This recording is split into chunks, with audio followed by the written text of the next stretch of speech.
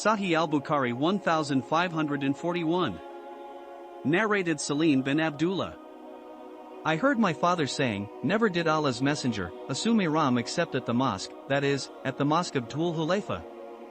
Sahih al-Bukhari 1542. Narrated Abdullah bin Umar. A man asked, O Allah's Messenger, what kind of clothes should a Muhrim wear?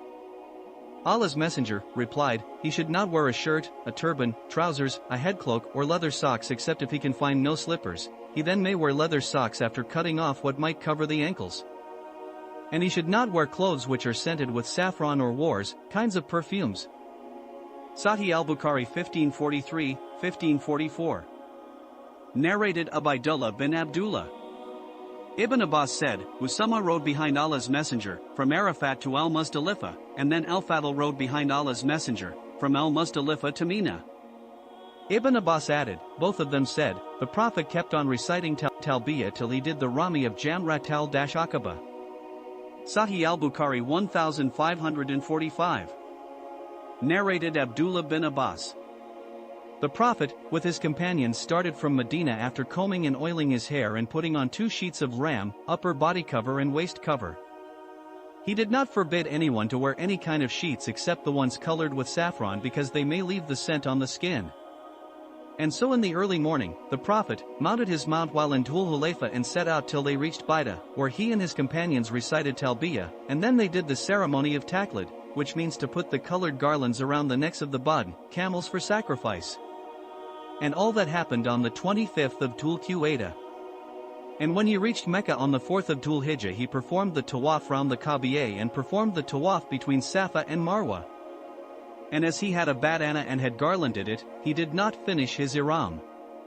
He proceeded towards the highest places of Mecca near al-Hujun and he was assuming the ihram for Hajj and did not go near the Talbiya after he performed tawaf round it, till he returned from Arafat.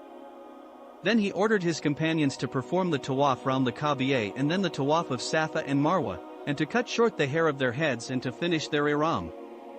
And that was only for those people who had not garlanded Badn. Those who had their wives with them were permitted to contact them, have sexual intercourse, and similarly perfume and ordinary clothes were permissible for them. Sahih al-Bukhari 1546. Narrated Anas bin Malik. The Prophet offered 4 rakat in Medina and then 2 rakat at Dhul Hulayfa and then passed the night at Dhul Hulayfa till it was morning, and when he mounted his mount and it stood up, he started to recite Talbiya. Sahih al-Bukhari 1547. Narrated Abu Kilaba. Anas bin Malik said, the Prophet offered 4 rakat of the Zuhr prayer in Medina and 2 rakat of Asr prayer at Dhul Hulayfa. I think that the Prophet passed the night there till morning. Sahih al-Bukhari 1548.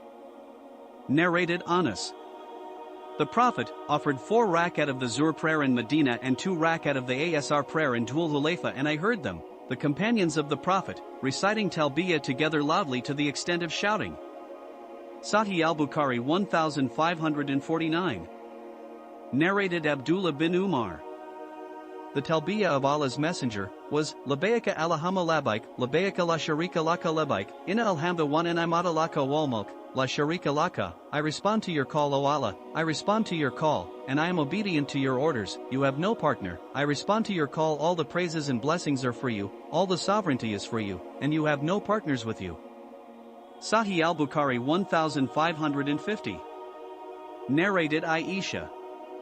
I know how the Prophet used to say Talbiya, and it was Labbaika Allahumma labbaik, Labbaika la sharika laka labbaik, inna alhamda wa ni'mata laka wal mulk, la sharika laka.